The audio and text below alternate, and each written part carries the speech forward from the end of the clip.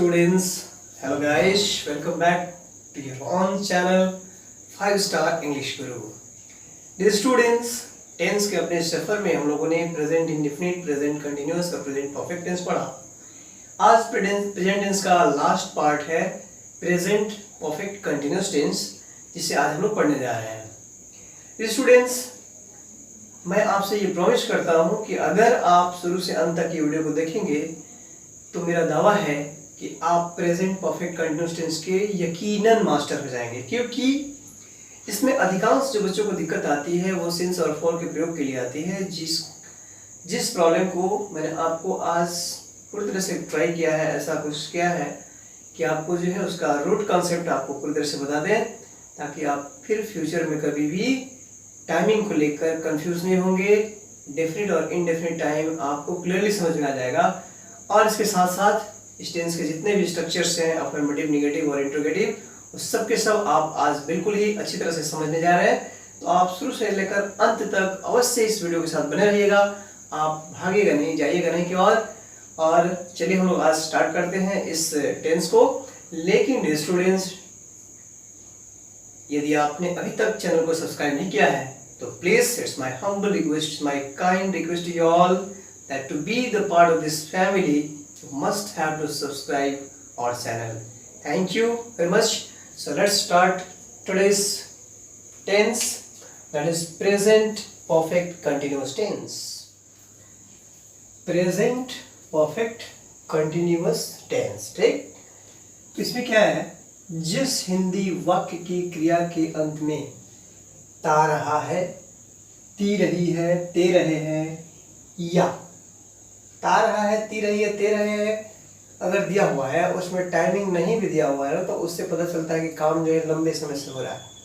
या फिर रहा है, रही है, रहे हैं, जो प्रेजेंट कंटिन्यूअस टेंस की पहचान होती है, वही अगर पहचान इसमें भी आए तो अगर इसमें समय रहे दिया हुआ, काम ऐसा पता चले जैसे काम लंबे समय से हो रहा है, रही है, रहे हैं, ये प्रेजेंट कंटिन्यूअस टेंस की पहचान हो गई। लेकिन अगर रहा है, रही है, रहे हैं के साथ समय दिया हुआ हो, काम के होने का लंबा समय दिया हुआ हो, ड्यूरेशन ऑफ टाइम दिया हुआ हो, तो उसके लिए आपको क्या समझना होगा, उस टेंस को आपको प्रेजेंट परफेक्ट कंटिन्यूअस टेंस में समझना पड़ेगा। यानी कि जिस हिंदी वाक्य की क्रिया के अंत में ता है, ता रहा है, ती रही है, ते रहे हैं, या रहा है, रही है, रहे हैं के साथ क्रिया या कार्य के लंबे समय से होने का बोध हो, वो वाक्य प्रेजेंट परफेक्ट कंटिन्यूअस टेंस में समझा जाता है। ठीक है, स्ट्रक्चर है ही, she, it, any, one, name plus has been plus V4। जो भी कंटिन्यूअस यहाँ आ जाएगा ना, आपको V4 लगाना होगा। तो has been plus V4 plus object plus since oblique for, आपको चूज करना होगा सिंस या फॉर में से कोई एक। लेकिन वो कब सिंस और कब फॉर होगा उसके लिए मैं आपको आगे बता रहा हूँ। प्लस टाइम, उसके बाद अगर टाइमिंग दिया हुआ है तो टाइम लिख देंगे। सेकंड स्ट्रक्चर है I, we, you, they, plural noun plus have been plus V4 plus object plus since oblique for plus time. जिससे आप देखेंगे वह 2 घंटे से गाना गा रहा है। He has been singing a song for 2 hours।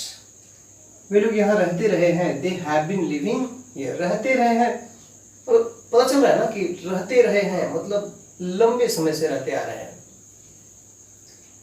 तो बिना टाइम दिए हुए भी हमें ये पता चल जाता है कि यह काम जो है it has been happening, this thing has been happening for a longer time. पता चल जा रहा है कि ये लोग बहुत लंबे समय से यहाँ रहते आ रहे हैं, इसलिए इसे हम प्रेजेंट परफेक्ट कंटिन्यूअस टेंस में ही ट्रांसलेट करेंगे। मैं सोमवार से अंग्रेजी सीख रहा हूँ। I have been learning English since Monday. देखिए, सिंस का प्रयोग हमने किया मंडे के पहले। क्यों? क्योंकि मंडे जो है टाइमिंग का प्रॉपर नाउन है, एक फिक्स नाम है। मैं आपको बताने जा रहा हूँ अभी फॉर और सिंस के लिए। और फॉर देख रहे हैं 2 hours। 2 hours इनडेफिनिट टाइम होता है भाई। क्यों? क्योंकि 2 घंटा कभी भी हो सकता है, 10 से 12 बजे हो सकता है, 8 से 10 बजे तक हो सकता है, 12 बजे से 2 बजे तक हो सकता है। 2 घंटा का समय कभी भी हो सकता है। उस प्रकार से मंडे जो है फिक्स्ड है।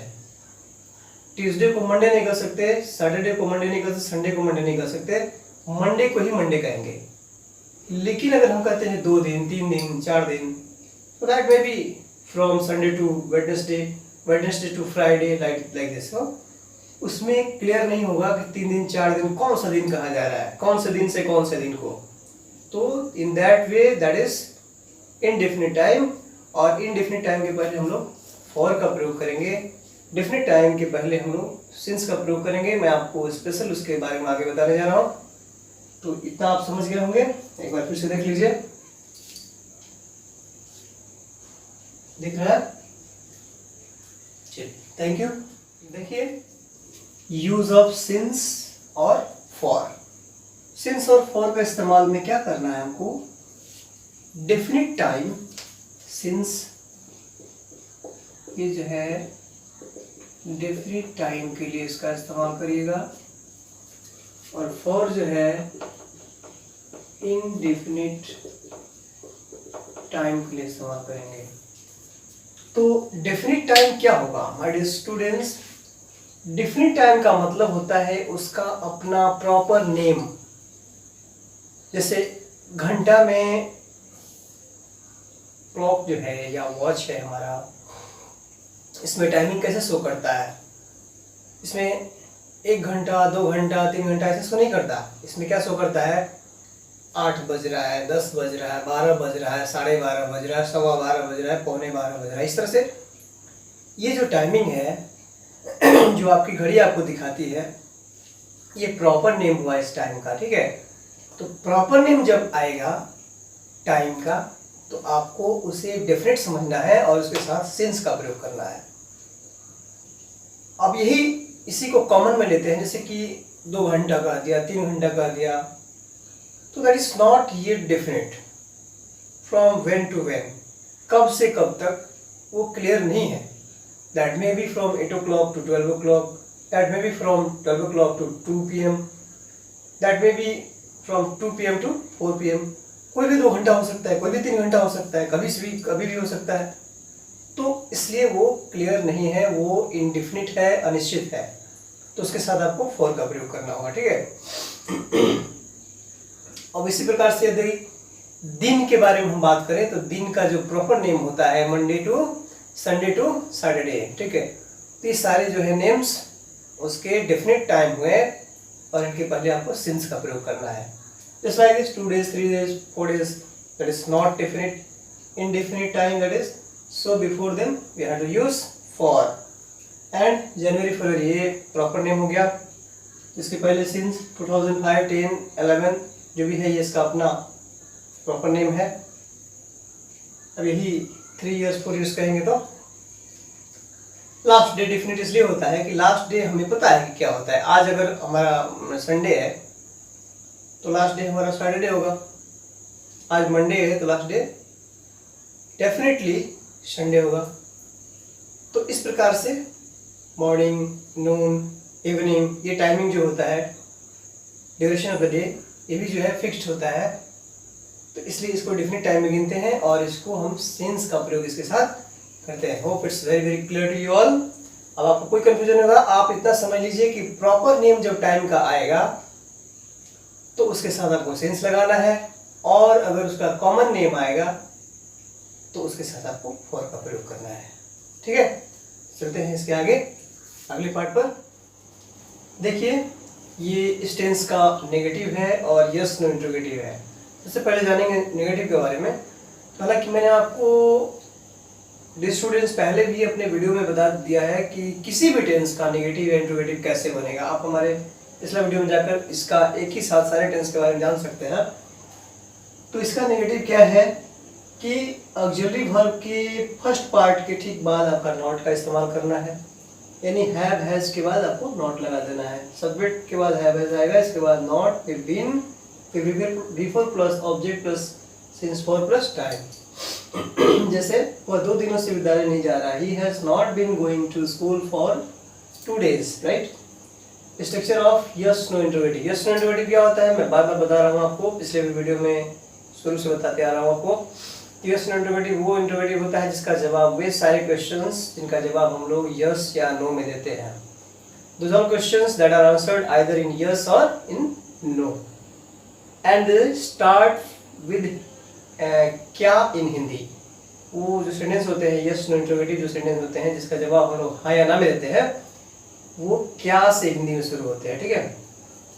जैसे आप देखेंगे यहाँ पे कि क्या वे लोग 2015 ईस्वी से दिल्ली में रह रहे हैं, तो have they been living in Delhi since 2015। और इसका स्ट्रक्चर क्या था, have has plus subject plus been. इसका ऑक्सिलरी वर्ब का जो फर्स्ट पार्ट है वो पहले आ जाएगा, बाकी उसी हम लोग सेट कर लेंगे। Plus before plus object plus since for plus time. यहाँ पे आप देख रहे हैं कि 2015 के पहले सिंस लगा हुआ है, क्योंकि मैं आपको पहले बता चुका हूँ कि 2015 जो है ये फिक्स टाइम है, डेफिनेट टाइम है, समय का प्रॉपर नेम है, ठीक है। तो इस प्रकार से हम इसके पहले सिंस लगाएंगे। अब इसका कॉमन नेम क्या हो जाएगा, जैसे 2 years 3 years इस तरह से कहेगा तो that will not be definite at all. वो हमें पता नहीं चल पाएगा कि वो कब से कब तक का साल बोल रहा है, ठीक है। लेकिन यहाँ 2015 जो है फिक्स्ड है, डेफिनेट है, इसलिए इसके पहले हम लोग सिंस का प्रयोग करेंगे। Hope you all have got it clearly. So let us see the next part of this tense. Dear students, ये है आपका yes no interrogative plus negative. अगर आपके हाँ ना क्वेश्चन में नेगेटिव भी आ जाए तो क्या करिएगा, आपको नॉट का प्रयोग सब्जेक्ट के बाद करना होगा। सेम स्ट्रक्चर रहेगा, केवल सब्जेक्ट के बाद आप नॉट लगा देंगे और बाकी वैसे का वैसे रह जाएगा। जैसे क्या वह 2 दिनों से विद्यालय नहीं जा रही है। Has she not been going to school for 2 days? Means have has plus subject plus not plus been plus before plus object plus since for plus time plus question mark, right? आगे है structure for WH interrogative. क्या क्यों कहाँ कब कैसे वाले जो प्रश्न होते हैं, जो सब्जेक्टिव क्वेश्चन होते हैं, उनके लिए क्या स्ट्रक्चर है। तो सबसे पहले very first you write the WH word in the beginning of the sentence. WH word के बाद आपको has have according to the subject plus been plus before plus object plus since for plus time plus question mark, right?